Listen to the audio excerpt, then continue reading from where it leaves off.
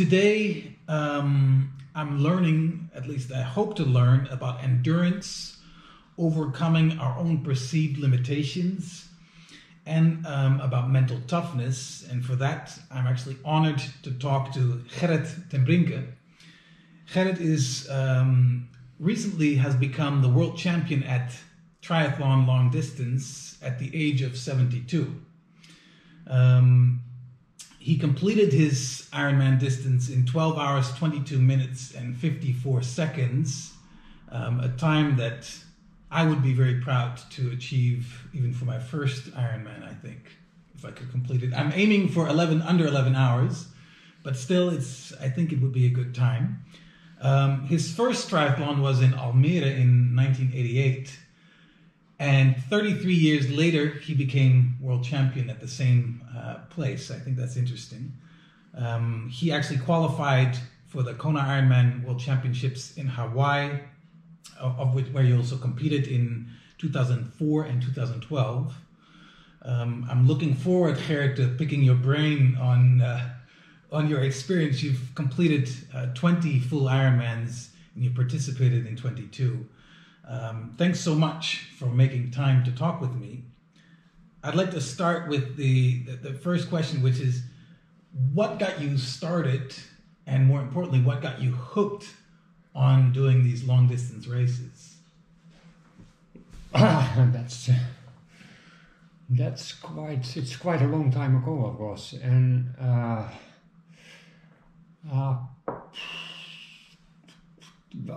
first of all, I was a postdoc in the chemistry department in the middle of the 80s of last century, and there was another student doing his master's research. I was working at polymer science then as a postdoc, and he was was going to do his master research, and his wife was the chair of the triathlon club that had been established in 1985, and I'm now talking about 1986. Yes. And I was already running. We were doing that from people from the university. Running together. And bicycling always. So I had been bicycling in every summer in France in the Alps. Yeah. So doing long distance events was quite common. But then he said to me, okay, but if you are doing that, you should do triathlon. But of course I wasn't swimming at all. Yeah. And I couldn't swim at all, so no way. But then, I don't know why, but I gave it a try, and it was this was a short distance, let's say the quarter, then called quarter triathlon, and that's long before the Olympic distance and all these things were introduced. And so then that was my first, and I have no idea how I did the swim. Well, you completed it. I completed it, but whether it was how you call it, freestyle or not, I have no idea. But then, probably. Yeah. I'm not sure. But anyway, then I decided to become a member of a triathlon club in Groningen. Yeah. And the people that were there were very, very, very good triathletes. Among others, Thea Siebersma, that's not a name that tells you much, but she was the world champion in duathlon, I think that's a good term, in the United States, and so she became it in the United States and on the long distance, and the triathlon, I think she broke the 9 hours already then at that point, and another one was Jos Everts, who has even had the world record for a brief period. So they were all members of our club you were at that time, with them. And we were training with them. I mean, of course, in the training with the bicycling, we were normally going 30, 40 kilometers an hour, and that was also for me at that time quite normal. Yeah. So of course, they were not Thea, but Jos was certainly stronger than I was. Yeah. But the only relevant issue was the long distance triathlon, of course. Yeah. I mean, nowadays you have so many short distance triathlon, and also at that time there were already several short distances, but then still the main objective was to do the long distance triathlon, of course.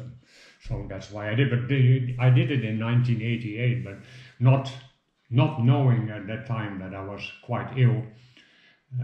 My thyroid didn't function anymore, and that had started already to becoming. Well, it started in 1986, but I didn't realize it. Only afterwards you notice that certain symptoms were already there. And so in 1988, I was my time over the long distance triathlon in 1988 is more than last year. Yeah, that took me longer than last year. That's also crazy. That was because my thyroid wasn't working. So there was no way that could have been. I mean, and so that was 88, and in 89 I still run in January, February, the marathon in Apeldoorn, which is a well-known marathon. Yeah. I think it took me 4 hours and 15 minutes, and then in that same year, I mean, I couldn't do anything anymore in the summer. I couldn't train, nothing, and and then finally they found out it was my thyroid. So it's a mistake from the doctor. Yeah, they should have looked at it much earlier. But still, you completed the race. I completed. Yes, I completed. Yeah. It was heavy. I remember. Yeah, I can imagine. And it took a long time, more than 13 hours. No, I guess it was more than 13 hours. I was not 100% sure, but in that order. But then later I did it in 10 hours, so that's very fast. In 1989 it was, so it was noticed that it was my thyroid, and then you take the medicine, so you just take the hormone that the thyroid is producing every day. And the cure is quite simple. It's not, you don't have medicine because it's actually the same stuff that you would normally produce yourself. So it's not and so there are no side effects in general. Yeah. So then soon after that, I realized your times went down, and I realized what it was really all about. Yeah. So but 88 was okay, so that was a very peculiar race afterwards. I can imagine. And it was probably very interesting for you 33 years later at the same race to beat the time at 72. But I mean, of course, I was used to beating that time, of course. No, but I mean, from a nostalgic point of view, it's because that's where it kind of started. So, but also, it was a very poor time, of course, and there was an excuse for it, but I didn't realize that at that time. So, what was I going to say? I don't know anymore. That's all right. My age. I have another question. Because you've completed 20 races and you've participated in many more. These are full distance races. Yeah, twice I dropped out. But for a good reason, but okay. Well, what do you wish you knew that you knew or learned earlier regarding participating in these races, regarding long distance triathlon, that you wish you knew but you kind of found out along the way? Are there some examples? And perhaps we could go through it per discipline. Was there something about swimming that you kind of found out by doing it, and by biking and by running, that you didn't know when you started but you wish you did? Is there something that comes to mind? Now, only one thing I come to that. Which we already discussed before. That is taking pain relief at the end of the bike in order that the pain during the second half of the running in the marathon is somewhat suppressed. So that's one thing that I only found out because it's something people do, but don't talk about. Yeah. Because it's, of course, the idea of doing triathlon is super healthy, so there's no, there shouldn't be pain relief and this kind of thing. So people don't talk about it, but they use it much more than you'd imagine. will ever imagine. Yeah. So that's a thing that might have been helpful before, but also not so important. It's more important now than it used to be, because at my age, the running is more difficult, and it becomes, the second half of the marathon becomes more painful than it used to be 25 years ago. So it's quite helpful now to know this kind of stuff. For the rest, no, not really. But of course, from the beginning, I have been interested in the theory of training around the Ironman, and so this is a very good book, Going Long, from Joe Field and Gordon Byrne. It's a very good book. Then you realize that you should have a plan. How to approach it. I mean, you have to be in shape. When the race is there, and how do you do that? How do you build up to it? How do you build up? Because if you build up too fast, then in April you are in top shape, and in September you are not. So to really achieve what the best, you need to have a plan, and a plan that you. And you made your own plans, or? Yes and no. For the first time, I mean, so in 2004 I did so in 2003 I qualified for Hawaii in the Florida Ironman in Panama City Beach, and before that I had taken a coach, which was Frank Heldorn, and I was training on his schedule. So so that was already so and so I did quite well in Florida, although I became second, but was more than enough. You still qualified. More than enough to qualify. I think that the first three in my age group then qualified for Hawaii. So that's so. But and after that, I mean, I have these training program. I still have it, and I'm sometimes using it, but. But you have to adapt it even more to yourself. Because to your own weaknesses where you need more work. Well, if you want. Because it's not. I mean, my weak point is my swimming, but that doesn't mean that I put more time in. Maybe it would be very useful to do it, but I'm not doing it because part of everything is also the fun. So I don't want to swim 3 times a week now. In the summer it's okay, but now I don't want to swim 3 times a week.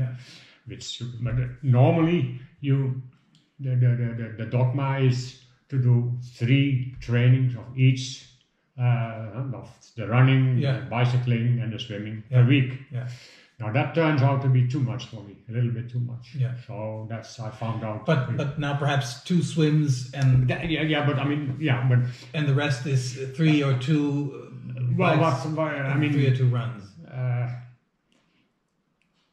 The way I'm doing it currently is I don't train on weekly schedules, but I have a schedule of 9 days. So in 9 I do 3 runnings. Different type of runnings in 9 days. And I mean, what you normally do is you have a week schedule, and 3 weeks in a row you increase the load or the speed, but and then the 4th week is a recovery week. And that's you continue, and then of course over the year plan you have how you call it, the base, the build, and the peak period. But these periods you divide in weeks. Although this is practical because we have weeks. They have weeks, but there is absolutely no evidence that a week schedule is better than a 9-day schedule already. But it's just people. People work during just so for long distance bicycling 5, 6, 7, 8 hours. It's hard to do during the week.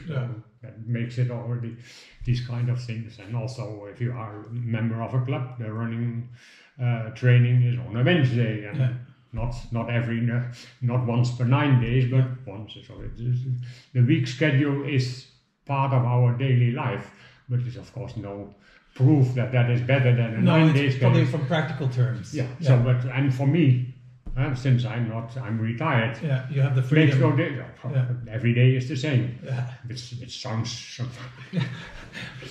Everything. Even if every day is the same, it can be fun. Yeah. So I was going to say like, equally exciting. But it sounds like. No. And then I do in these 9 days I do 3 runnings. Yeah. 3 different kind of runnings, and one is the slow, long distance run, which you build up gradually. Yeah. And then after. So one is slow, long distance. One is high intensity. No, not in the base. I'm sitting in the base, so it's no high intensity, but it's it's elements of higher intensity. Yeah. Yeah, but not intensity that you would use in the Olympic distance. Okay. That will come. Yeah. But the intensity that you use in Olympic distance, you don't use in the long distance triathlon, but you have to train your speed as well, of course. So it's important to do that. Yeah. But you should not train anaerobic. Yeah. It should always be aerobic. Yeah, it's not, makes no sense to train your anaerobic system because you don't use it anyway. Yeah. Yeah. There's a documentary, Black and Whitey, Norseman story. It's by sports scientist Greg Whitey, and he talks about he's actually participating in that race, and then they follow his training and they follow his performance in the race. And what he talked about is that all the training is actually deposits in his positive energy bank. And then when he's competing, when he's in the race, he's able, when he feels down and when he feels, hurt, he can withdraw from this positive energy bank. Do you recognize this principle, and do you have something similar, or how does it work for you? Now, the Norseman, of course, is a very specific triathlon. Yeah, it's all the way up. And it's first of all extremely cold water, and normal circumstances on the bike are also not like Florida. Yeah, let's put it like that. And of course the running is extreme. Yeah. So it's in that sense it's a different race altogether. Yeah. I think it's. But then But the principle is the same, that you have this long distance to cover. But I mean, for me, after having done it so often, I know what I will finish. When, I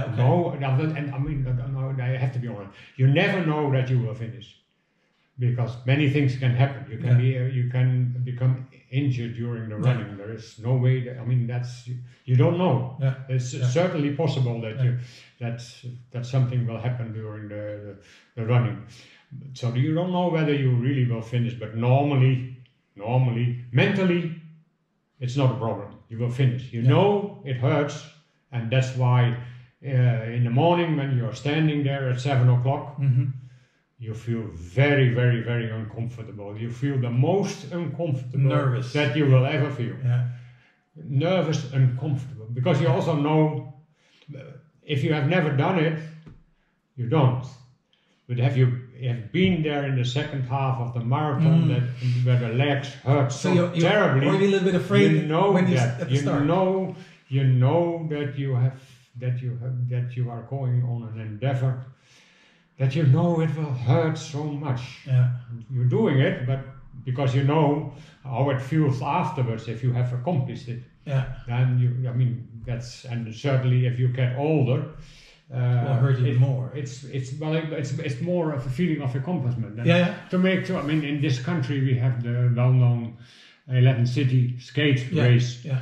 And in 1985 I participated, and I was Of course, I mean, 1963, I was 14 years old. Yes, I was 14 years old. And it was won then by Reinier Paping from Ommen, and I'm born in Ommen. Yeah. So I knew him more or less, a little bit at least. Yeah. At least it was the talk of the day and where I lived. Yeah. Yeah, so and always also in 54 and 56 you had it, and my father was talking about it during lunchtime with the radio on, and they were talking about all. So I grew up and I loved skating also myself, and you could skate always in those years. And so when in 85 I did the 11 city race, I was one of the most beautiful events that I ever participated in. Yeah. Then in 86 it was again, but I had just moved to California, so I didn't come back. Someone else was using my participant your right to participate. Yeah. But then in 1997 I participated again, but I was standing there and I thought, okay, we go on the ice and it was, I skate 200 kilometers and that's it. I mean, you knew what was happening. But not only that, but compared to a long distance triathlon, it's absolutely nothing. It's absolutely nothing. Yeah. But I'm telling this because at 97 I was quite not young, but young enough. But in 2012 it was nearly again an 11 city race. Everybody could race, and it was not. It was encouraged in a sense by people in Friesland to do it, and so I did it on a Saturday. But it was not possible for 15,000 people to do it. But it was extreme. You could just skate 11 city. Yeah. I did it, and I was extremely happy. Again, it was a feeling of accomplishment. Yeah. Because I was so much older that it really and now if it's there, I mean, I would be completely excited. And in 97 I couldn't care less. Yeah. And now I would be, just to illustrate what it means to finish now an Ironman triathlon is different from it was 10, 20 years ago. Yeah. Because now it's really a feeling of accomplishment.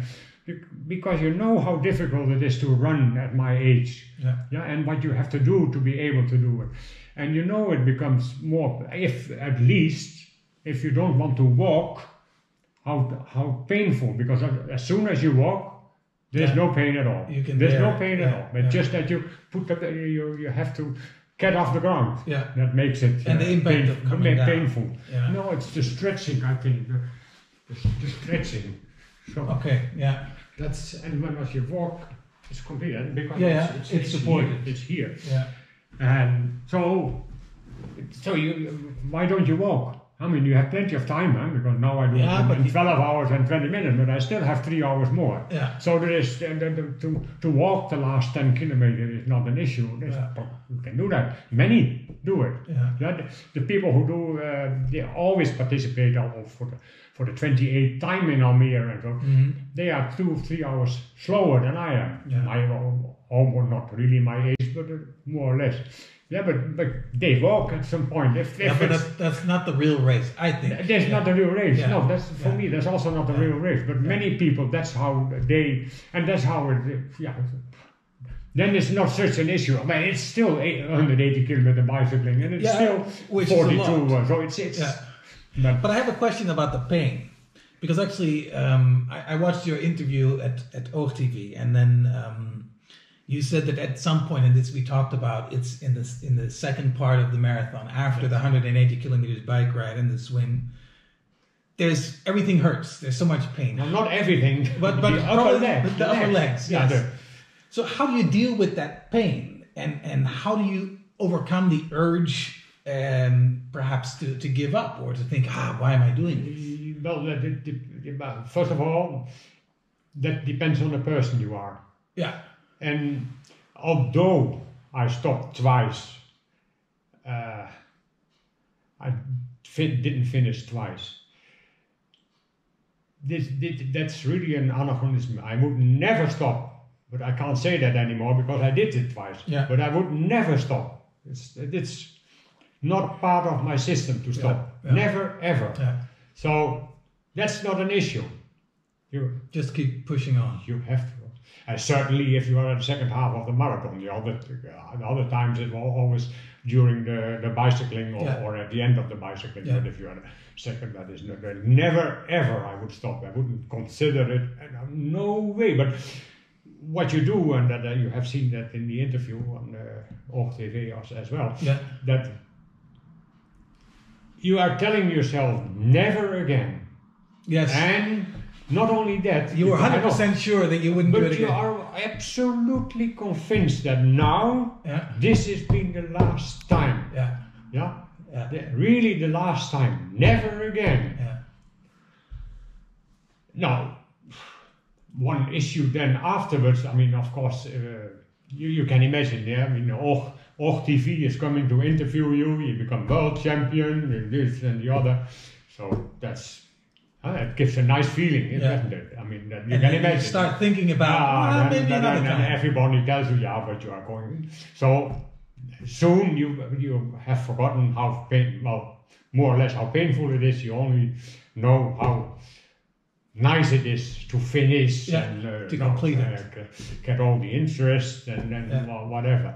Until you're the next time at the start again. Yes, and the start again. Then you know, because there is another important aspect of it, is that the way to and the road to the Ironman is extremely can be extremely nice. You have to because you love to train. So that's every day is, and you have a goal. That's working important. Towards something. You're working towards something, because if I don't work towards something, then there's no point. There is so. I work towards something.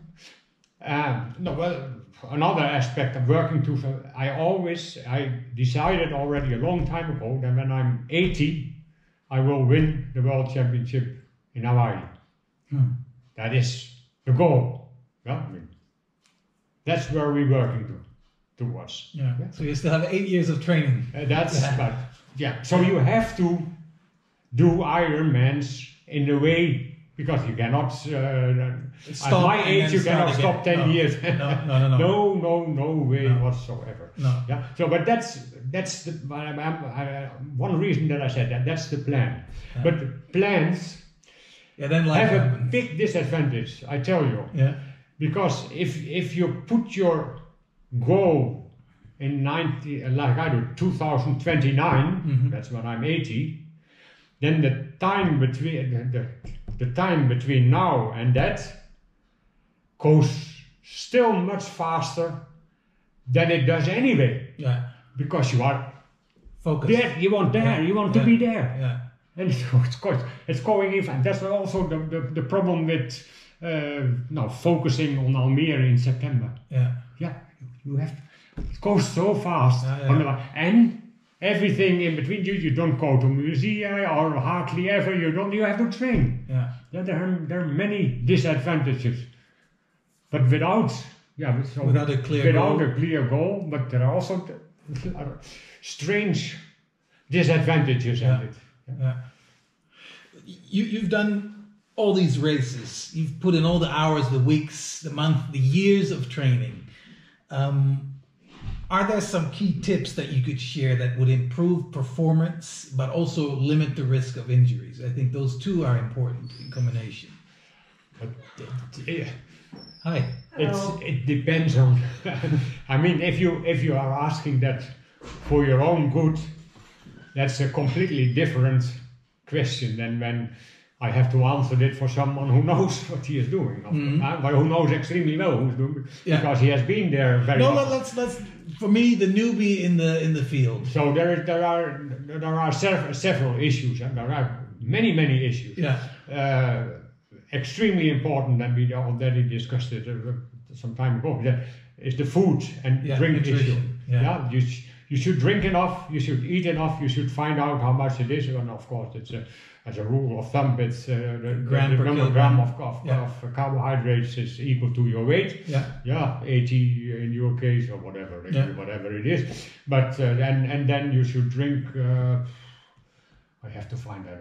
But anyway, a considerable amount also. Yeah. And it depends also a little bit on the weather, of course, on the conditions.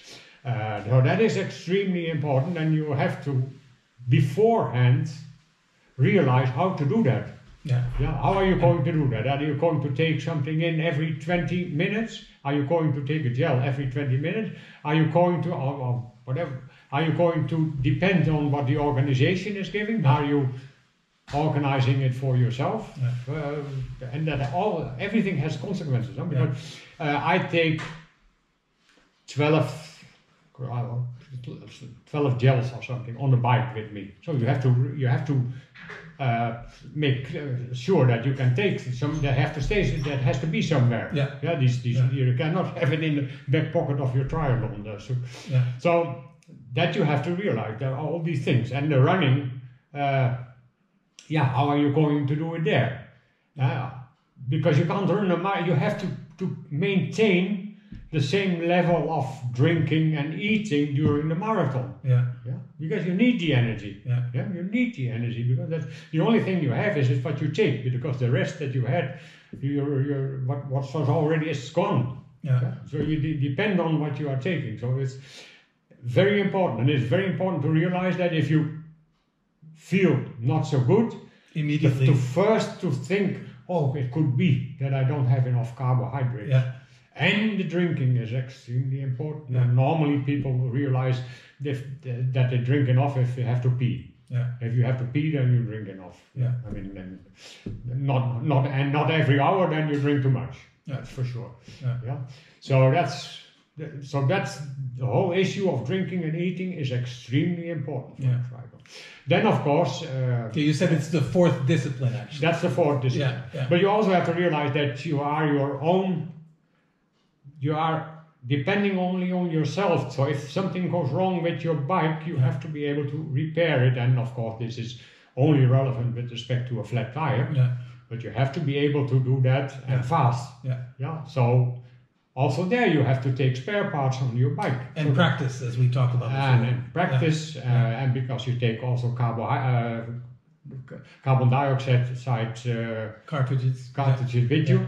So, and how do they work? I mean, they don't make no mistake. Once the carbon dioxide goes out there into your tire, it will become icy all around it. It will be really ice. So it may be that you screw it off again, if you put it like that, and you will dismantle your own that part of your tire again, and then you're standing. You can make many mistakes. And there are many different ways of putting the cartridge on your tire. So you have to find out how it works. That's important. 180 kilometers, no one guarantees that you don't get a flat tire. Of course, most of the times you don't get a flat tire. But if you happen to be unlucky, you need to be prepared. I think I only had it once. Of these 20 times. I only had it once. But it happens. That's a 5% chance. I mean, you want to participate in Hamburg, you will see people standing there with a flat tire. For sure. I mean, there are several thousand people participating, so it happens. So that's another issue that's important.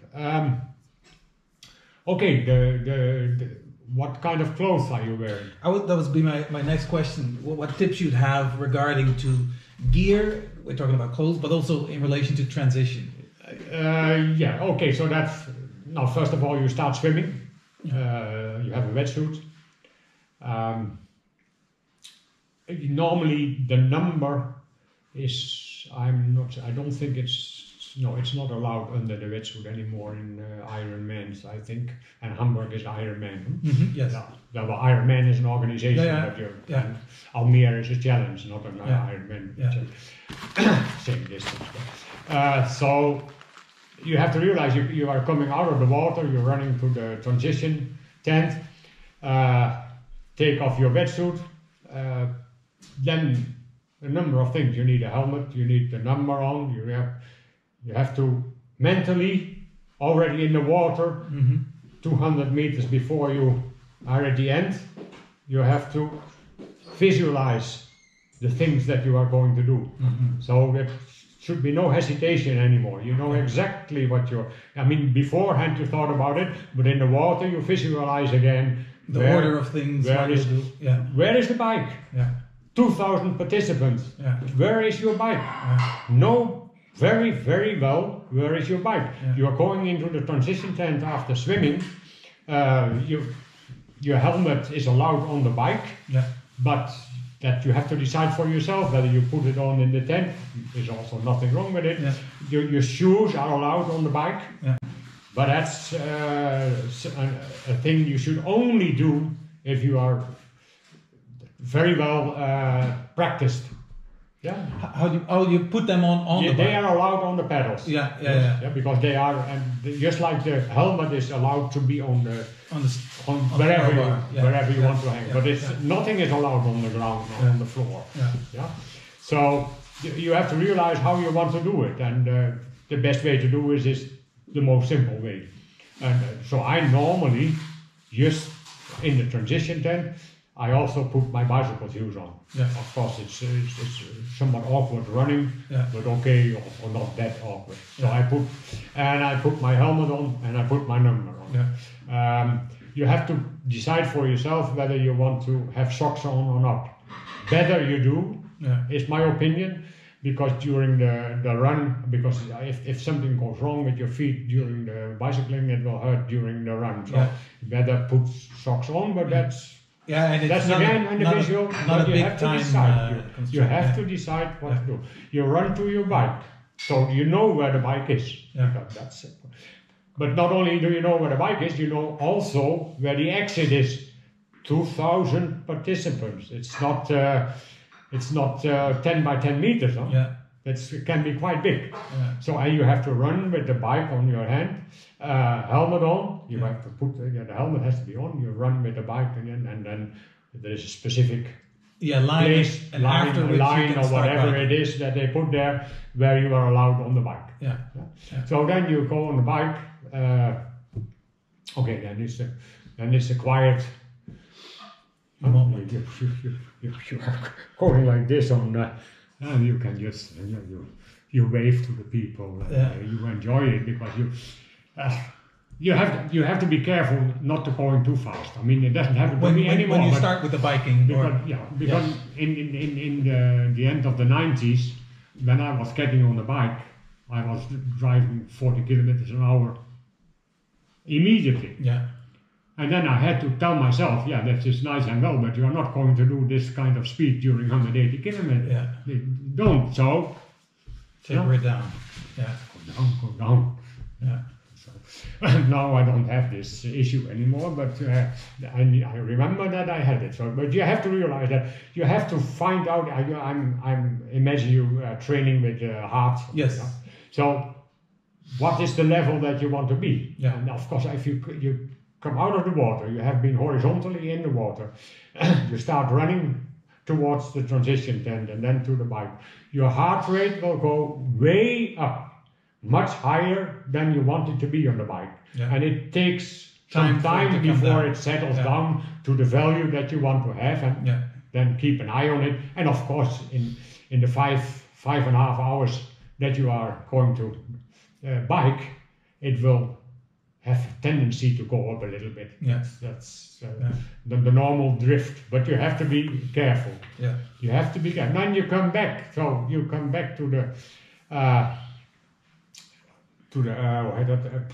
Parc Fermé. Mm-hmm. You put your bike back in the place. You still remember where it has to be. Yeah. You run to the transition again. Change. Yeah. Get rid of your helmet. Put your running shoes on.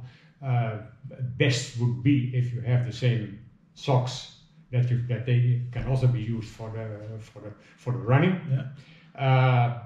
But be aware if it's been raining, which is possible. Then you may want to have dry socks. Yeah. So, but that is something to decide a day before. Yeah. Because if you know it will be sunny all day, then you can do it. But what are your thoughts on compression socks, for instance, during the run? I have no idea. Okay, you don't use them. No, I've never considered it. And people doing it, but I don't. Yeah. I have no idea whatsoever.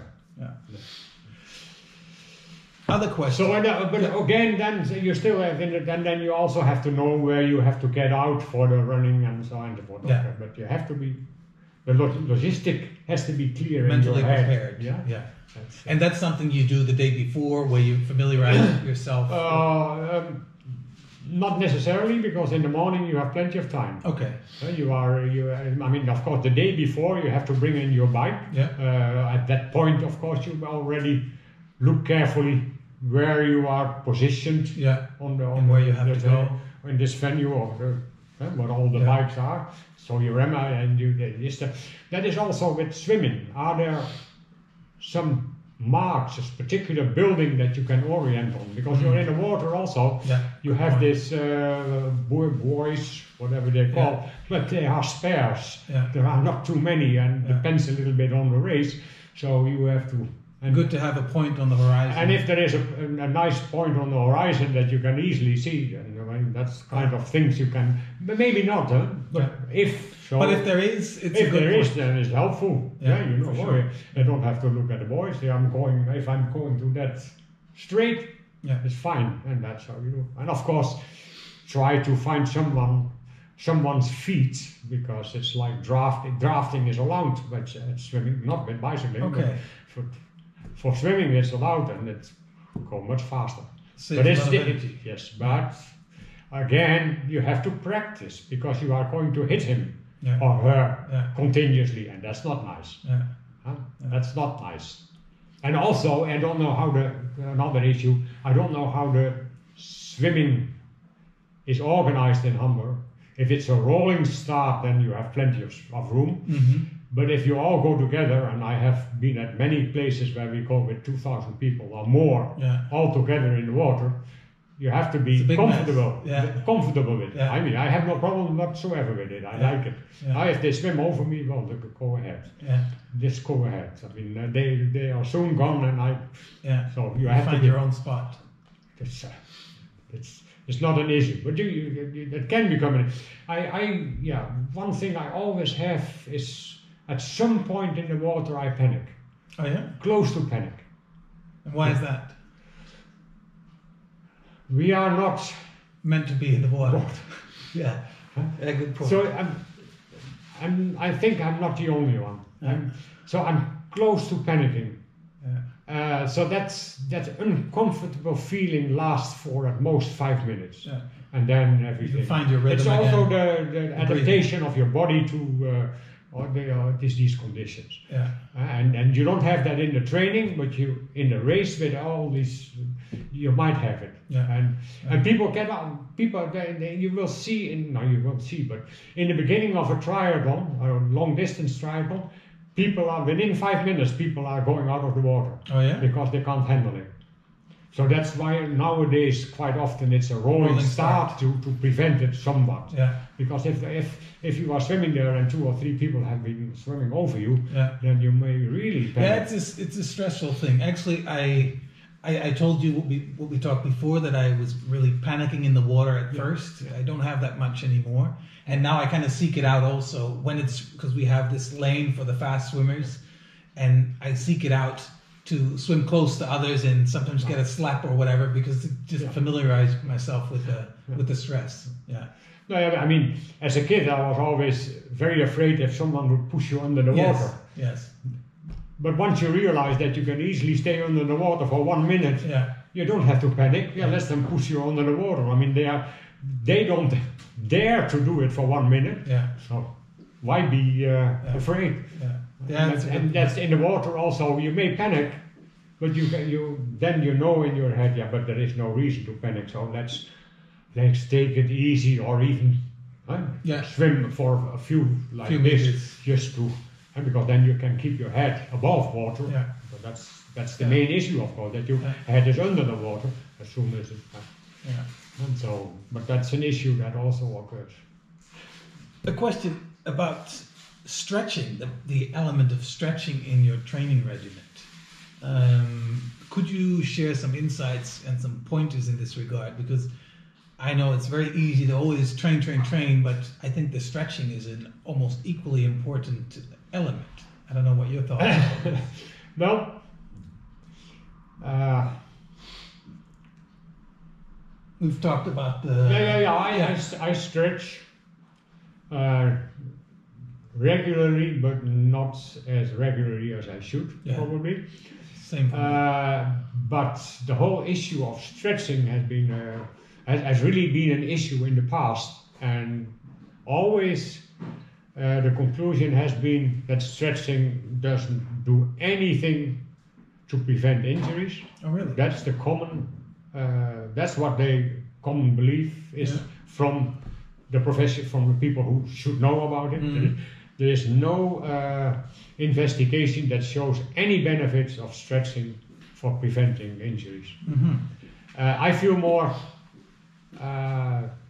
comfortable. I mean, if before I start running, if I stretch, it feels more. So I do it. Yeah. But certainly not to prevent injuries, but also I don't get injured quite often anymore because the body is used to it. Yeah. Once, but secondly, because I'm not running with the speed anymore that you run when you are 40.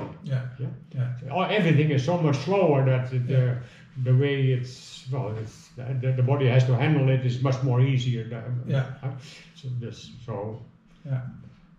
But anyway, that's stretching. It doesn't seem to work to prevent injuries. Okay. Well, maybe something related to this, because I feel indeed, like you said, when we do stretch, we are more relaxed, and in that sense it benefits at least the practice. Another thing that I'm curious about, and this is an interesting yet paradoxical thing, what I've been discovering, especially I do sometimes train anaerobic, I do some sprint training, and what I've learned or what I've experienced is, especially when I'm going quite hard, in those sprints, when I start to consciously focus on relaxing my body, while actually I'm at the same time going at quite high performance, it really benefits the experience. So my question is, what is your view on relaxing while you are biking, while you are running, or consciously doing this? Is that something that you have experience with or are familiar, or it's not a conscious thing? Whether it's a conscious thing, but I remember, of course, from the race itself, during the bicycle racing, you are very relaxed on your bike. Yeah. I'm always very relaxed on your bike because most of the training takes place at a higher level than you are supposed to do there. Yeah. So the bicycling is actually very comfortable. Yeah. It's really very comfortable, but however comfortable it is after 5 hours, you have had enough of it. But, but it is very comfortable, really very comfortable, and so you are relaxed, and you should be relaxed. I think. That's it. And in the water it's the same. You should be relaxed. Yes. I mean, again, why you're sprinting in the water makes no sense if you have to go for nearly 4 kilometers. And anyway, if you would go sprinting, you would be tired at the end, and you would have 1 or 2 minutes. That makes no sense whatsoever. Correct. In the water, relax is very important. As I said, because if you panic, well, relax. Then it goes away. The running, I mean, that's you have to relax as well. I mean, there shouldn't be too much tension in your body. Relax. It makes sense. And at first but this was also maybe my naivety, but I really thought I would have to push. It's also maybe my mindset in a way sometimes, but I really discovered even at those quite high level anaerobic training, whenever I'd relax, it would be much easier to continue and to keep it at that speed. And indeed with the swimming, it's also what I learned through the swimming practice. We really have to glide through the water. Very well, I'm a poor swimmer, so everything I tell about swimming is what I know from the books, and what I know, of course, from my other club members who swim extremely well. I mean, there are people there that if they only use the legs, they go faster than when I use everything that I have in me.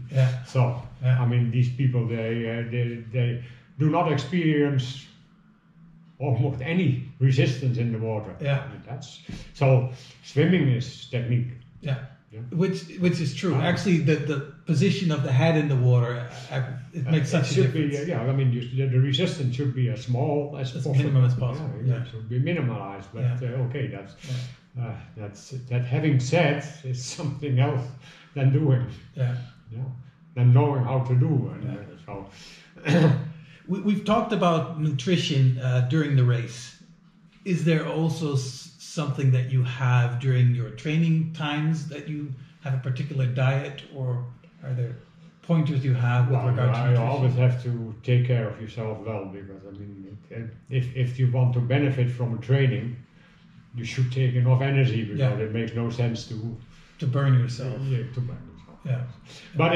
But another aspect which is very hard, and also this is very hard for you, for sure, is that mostly you have to train very slow. So if I do my long distance run, then I do it at a heart rate of around 120. And then I'm hardly running 10 kilometers an hour, which is terrible, which I find terrible. But that's, so you have to suppress the urge to go fast. You shouldn't go fast. That's something. If you have to go fast sometimes, but that's why you have to have a structured plan. If it says you have to go hard, you go hard. You go really hard. But as if you don't have a structured plan, I'm quite sure that you go mostly somewhere here. Rather than here, every now and then, mostly here. You will be mostly sitting in between those two extremes. Well, I try to do a lot of the really slow stuff too. The really slow is very important, because for the fat burning, for the getting the energy from your fat, because you always have enough to go around the world, as a manner of speaking. So there's so plenty of fat energy. But it's only at that low heart rate. Yes. At least, But I mean, the fat burning is also there at somewhat higher level, but it's only a small part. The rest has to come from the carbohydrates. Two more questions.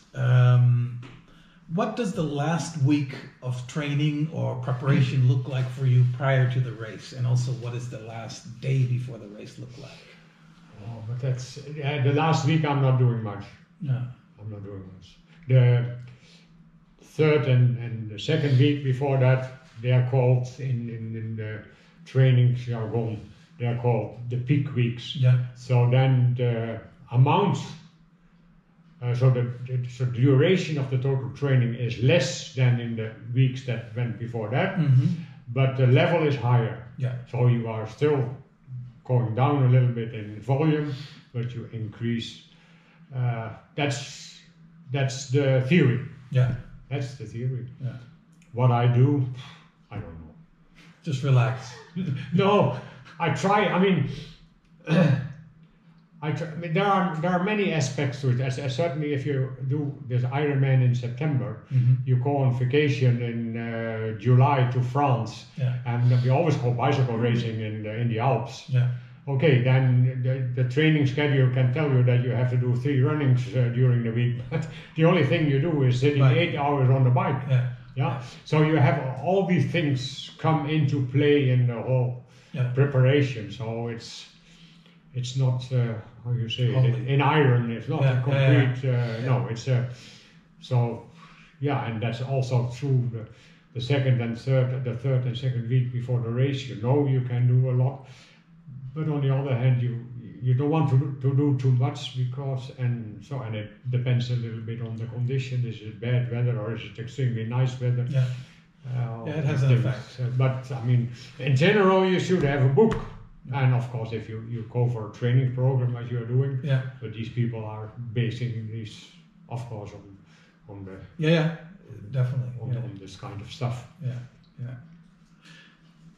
Last question, and thanks a lot for sharing all the insights. Also, actually, prior to the recording, what question about endurance and overcoming our own perceived limitations and basically this triathlon, competing and training? What question didn't I ask, which I should have asked? Is there something that comes to mind? My wife is looking at me. Maybe you have a suggestion? No, because I don't know what he has been telling you. Yeah, that's true. When Yeah. I came home. So. But still, there is one thing we should mention. And she is the oldest Dutch lady ever to have participated in the Ironman World Championship in Hawaii. Yes, as you told me, which is amazing. Congratulations. Yeah. So I'm much more proud on her than on myself. Yeah. No, it's But okay. Well, I think there is actually something there that you can share this Oh yeah. both together, competing. Oh, absolutely. It's And a that- huge stimulant. Yeah. I mean, we are training lots together, especially on the bike. Yeah.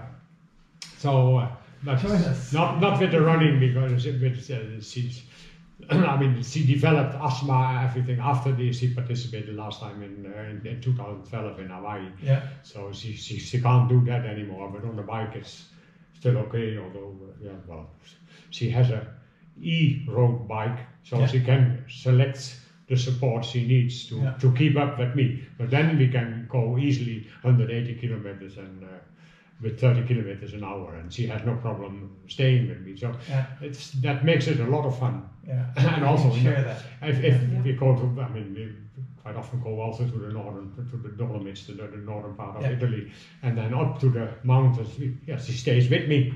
Yeah, so of course she needs a little bit extra energy from the battery support. Yeah.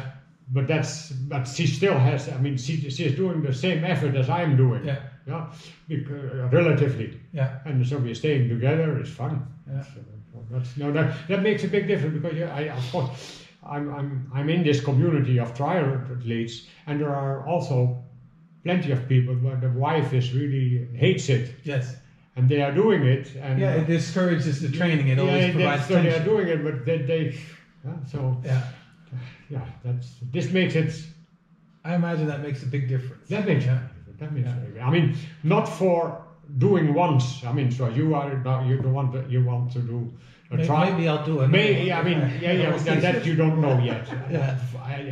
At this point in time, time is like the Kilimanjaro. Yeah. You want to do an Ironman. Yeah. It's not like you want to have a career as an Ironman. No. That's not at this moment. It's not. No. It come, but it's not. But so then, for most people, it happens like this. So then, if the wife doesn't like it, then okay, for 1 or 2 years, she's okay with it. All the we have to train all the time. You have to sacrifice everything. She can say, "Well, we are going to visit this and this." No, I have to train. And of course you are. I've had those arguments. So that's kind of. So if you're both doing this thing, she is coming now from the club where she was organizing. How you call it? Cross run? Yeah, cross country running. Yeah. For the triathletes. Oh, nice. Yeah, so for the members. That's why she was not here. So would you have any pointers or tips to share for someone who is just starting out in doing a triathlon from your experience? Well, I don't know exactly. I started very late doing long distance triathlon, but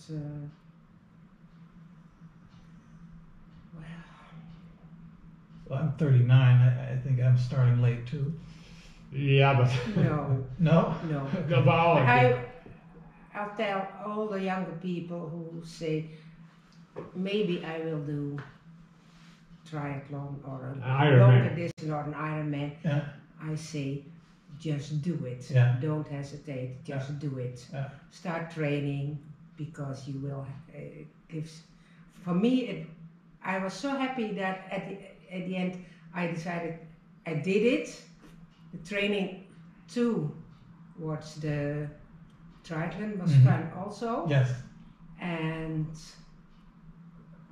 if you're a little bit older, you just should do it slowly. Yeah. And time is not important. Just finish. For us it is. For you it's important, but for me it's not important. No. As long as I finish and I think that's probably the way to do it, because otherwise our ego is in our way. When you start, no. But when you start, time is not important. I mean, you want to be, you want to do the Ironman, but at the same time already now you want to be prouder on your time as well. Yeah, which is silly. Which is if you do it for the first time, it's quite silly. Yeah. Yeah. Enjoy. I mean, if you have done it once and you have had the experience, I mean, you didn't go up to the Kilimanjaro to do it as fast as possible, did you?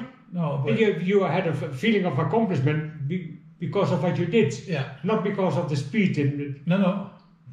But it was, and that's the thing that I'm also looking for with the Ironman. It was a big part with the Kilimanjaro to overcome myself in the process, because it was the hardest thing I've done. And for some people, they just walk up there, but for me, with the altitude sickness, it was a crazy experience. Okay, but so the Ironman will be something like that also. Something like that I can't, because I'll be thinking of you on that second half of the marathon. Yeah, but we are all different. Yeah. I'm telling about my personal experience, but the fact that someone told me at some point, all these professional triathletes take ibuprofen. Yeah. I remember I was running in Hawaii. I think was it the last time? No, I don't think so. 2004. But anyway, I had when you lost it. Yeah, That's what you want to tell. Ibuprofen. Oh, I had it in the back of my triathlon, and it had somehow fallen out. And then during the run, I wanted to take it, and I didn't have it, and it was hurting so much. And then an American girl came up, running past me, and she looked at me, and she said, "Do you need some pain relief?" And she stopped and she gave me Advil. That's amazing. So she saw from my, do you need some? So that's already shows you that it's not an uncommon issue. I mean, of course, in this book it's